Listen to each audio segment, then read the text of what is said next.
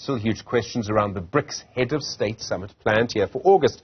Questions about whether the summit will actually be held here. Will it be a physical summit because of the International Criminal Court's indictment of the Russian President Vladimir Putin?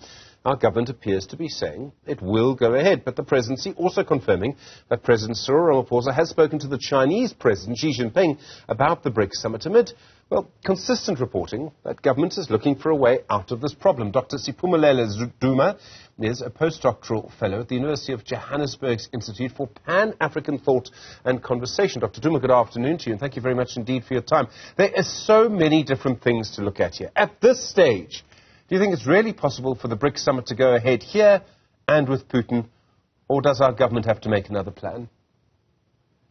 Very good afternoon to you, Stephen, and to the viewers at home. And thank you so much for having me this morning.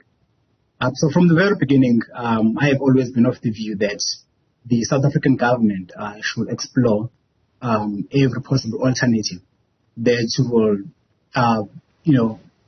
take it away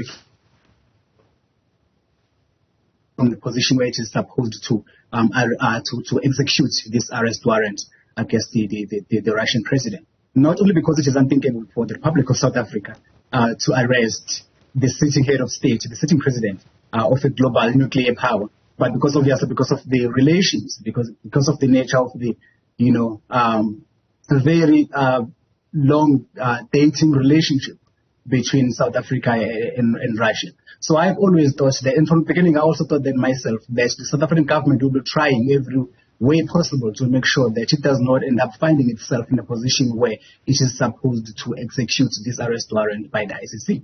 So I initially thought, because I also wrote an opinion piece shortly after this arrest warrant was issued, and I indicated that they will be hoping that, the Russian president either sent a delegation that could be led by his foreign minister, or he opted to attend the summit virtually. So that way, the South African government will not have to find itself in a position where it is supposed to arrest its own very, very old ally. So now that means that as things stand at the moment, with avenues still being explored by the South African government, I was under the assumption that, there's a lot of diplomatic discussion happening behind the scenes, because I understood that it would be really difficult for South Africa to arrest the Russian president. But in April, when the South African president Ramaphosa came out to say that the country will withdraw from the Rome Statute, only a couple of days later for that to be withdrawn, it was not a very promising situation, because you will be hoping that they are treating this matter with the seriousness which it deserves, as opposed to that, because it appears that it is being trivialized in some aspects, in some ways. So at this stage, Stephen, I do believe that the summit will still be held in South Africa. South Africa has the responsibility to do that. I'm not quite sure yet where the speculations come from. There's a possibility that China might host it, because the meeting that I believe happened between the South African President Ramaphosa and Xi Jinping, the Chinese president, was just based on the updating on how the preparations are going and all of that. And then obviously the Chinese president offered support to South Africa for the organization of the upcoming summit. So I do still believe that the summit will come into the country. But now the question hinders obviously around on whether the Russian president will attend the meeting physically, or he will send a delegation, or he will attend virtually, Stephen. There's so many different elements. I mean, it's a bit like quantum mechanics, this kind of level of international relations. There's so many players. I mean, strangely, the United States seems to be a player when it's really got nothing to do with it. But, I think it will try and put pressure. Everyone talks about the relationship between South Africa and Russia. But isn't the country that we really need to look to is China? For a few reasons. One, it's part of BRICS. Two, it's China. Three, it is also a country that really our economy is probably going to be tied to over the longer term. Sure, it's tied to the United States and the West, but it's going to be tied to China too. Could China end up having actually more influence about what happens over this BRICS summit than Russia does, or even we do I mean, if China says to if President Xi says to President Ramaphosa, you have to go ahead and host it and you have to host Putin, and China has a very close relationship with Putin, a relationship without limits, I mean, that puts Ramaphosa in an impossible position. If China says, sure, we'll host it, that's no problem, well then Ramaphosa's in a much easier position. So doesn't this all actually rest on China? Absolutely, Stephen. I quite agree with you. China might seem to have an upper hand to this, but at the moment, obviously, as we know that we are dealing with Russia. And now the thing is, the implications, the fallout for South Africa from this, the diplomatic fallout, economically and otherwise, will come from mainly, you know, that South Africa might be leaning towards the East and the non-aligned forces in as far as the political considerations are concerned. But you know that economically, we are still very much held by the economies of the West. I mean, you may have seen that when, not so long ago, President Ramaphosa sent a delegation to Washington to try to preempt the devastating impact that could happen should the Russian president come to the country, and South Africa fails to arrest him. So I do agree. China is a very big force, especially given a lot of development projects that it is unfolding around the world, whether it is Belt Road or investments, major investments that they are putting in the African continent and in the entire global south. So it is a very impossible situation, Stephen, that South Africa is finding itself in, and there's just so many moving parts. It's even difficult to try and pin one aspect of this because the implications are just too much. On one hand, because I see we're only focusing on the international implications for if South Africa fails to arrest Putin if he comes to the country, but also have some domestic implications that may arise.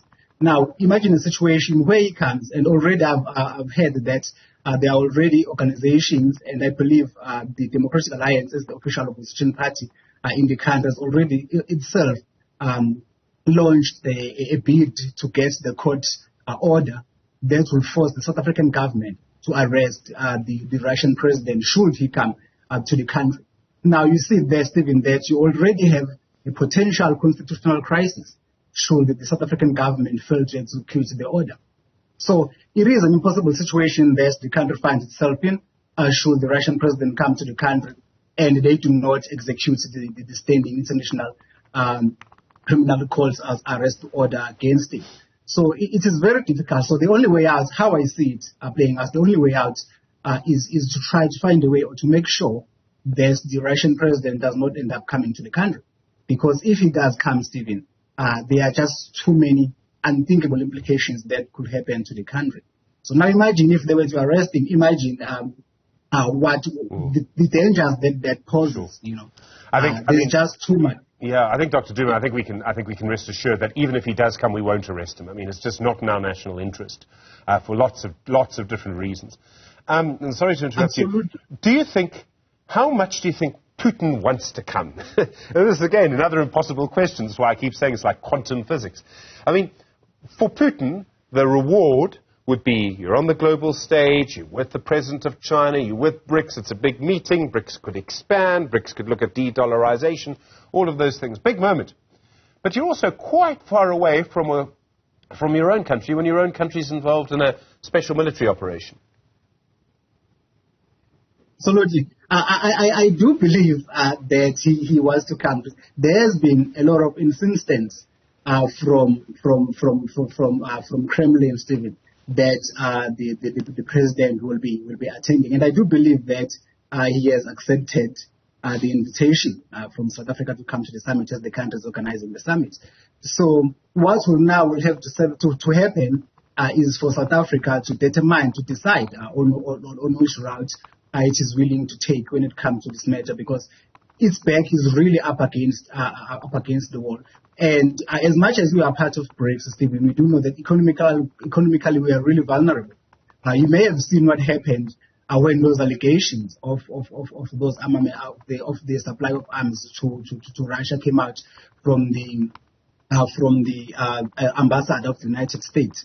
You saw what happened already, whether to our rand, or to the image of the country as far as the international standing is concerned. So the country was really vulnerable, Stephen. I don't believe that it can be able to take defined position as your China or Russia could do.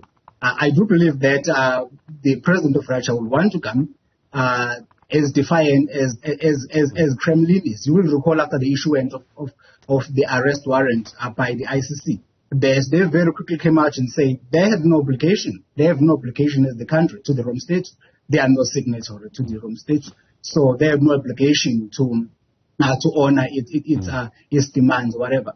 So it is a very impossible situation, Stephen, that South Africa finds itself in.